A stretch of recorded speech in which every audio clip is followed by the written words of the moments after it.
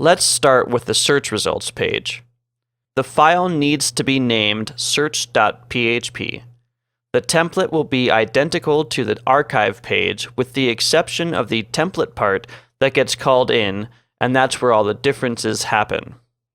First, we start out by pulling in the WP query. I'm just using this to get the number of results that were found for the search. Then, I create a heading where we can say I found this many results for your search query, and I can pass the actual number of search results and the search query that was used.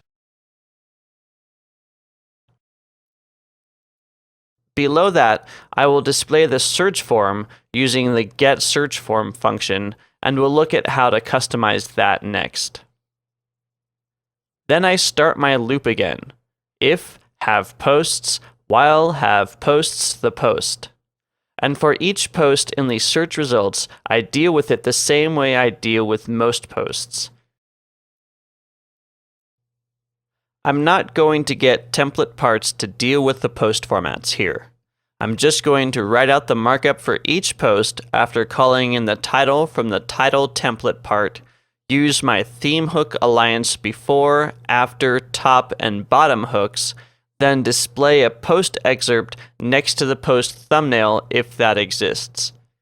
Before I pull in the template part to display the post meta information, I'm going to display a search icon. Then, after the post, I end my while loop, get the navigation template part, and finally end my loop. Now we'll look at the search form. This file needs to be named searchform.php. I'm starting off by defining some search text. This is used both for screen readers and for the placeholder text inside the form. Then, when I start building the form, I use the Bootstrap class form_inline. The form action needs to link back to the site's home URL.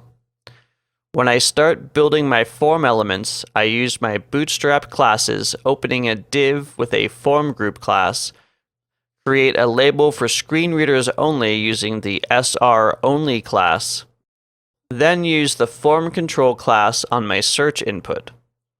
Then I use a button and use the Bootstrap button classes btn and btn default. Then I close my form.